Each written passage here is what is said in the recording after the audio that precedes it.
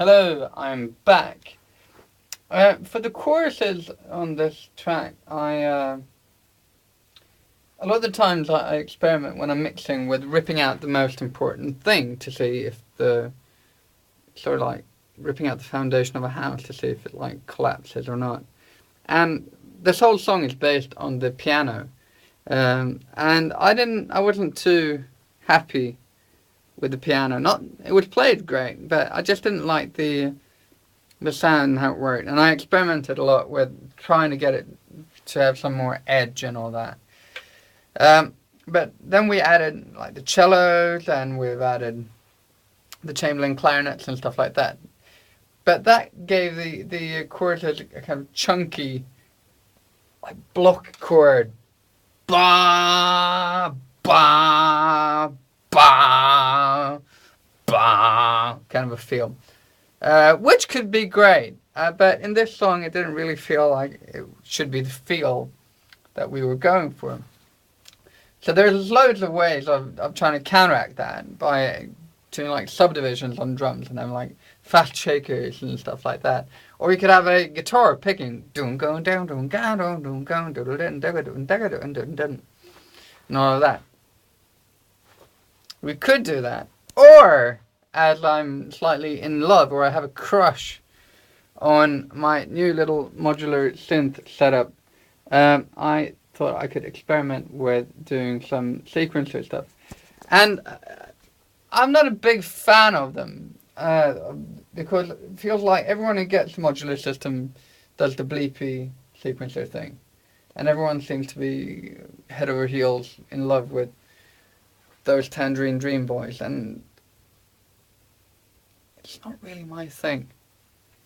But in this case, I experimented with a little sequencer line, and now it's probably out of tune, but you can get to the raw material.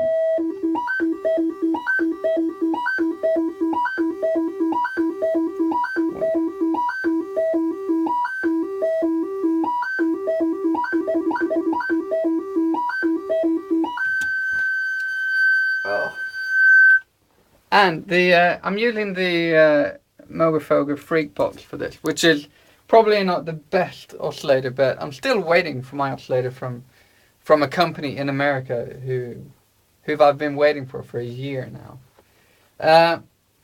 But I can show you how it sort of turned out. If we just go to a chorus, and this is the second machine. So I'll just... So what I've done is that I've just like by chance been just trying to get it in tempo until I found one take that was sort of in tempo, and then I've been working with it inside the machine, doing some edits and stuff. What you do with that man? And here we go. Let him go.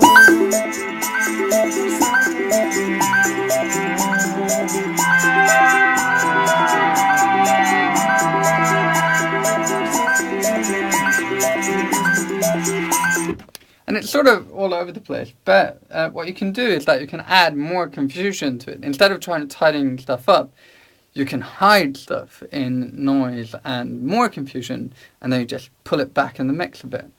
Because I really like the texture of it and the sort of rhythmic motion that it adds to the section.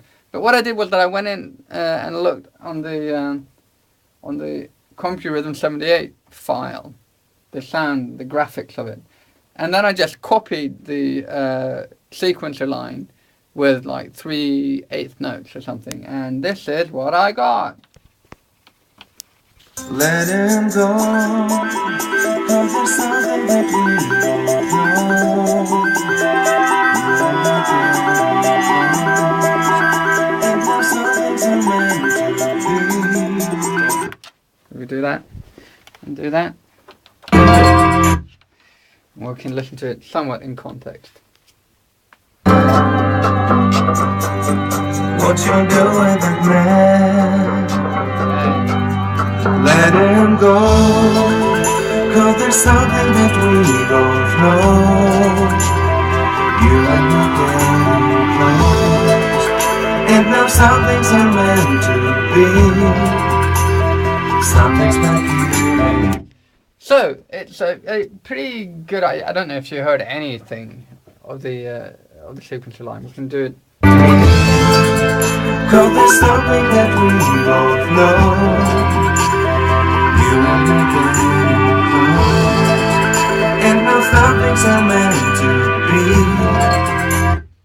Anyway, it's not perfectly in tempo. So what I'll do is that I'll probably try to do some more, add some delays to that, and maybe getting a slow tremolo thing so it sways in and out of the sound, or in and out of the mix. Because I don't want it to be bleep blah blah blah bleep bleep blah blah blah. That's kind of annoying. But I like the texture and the rhythm it adds. And I like using my synth because it's new and it's fun.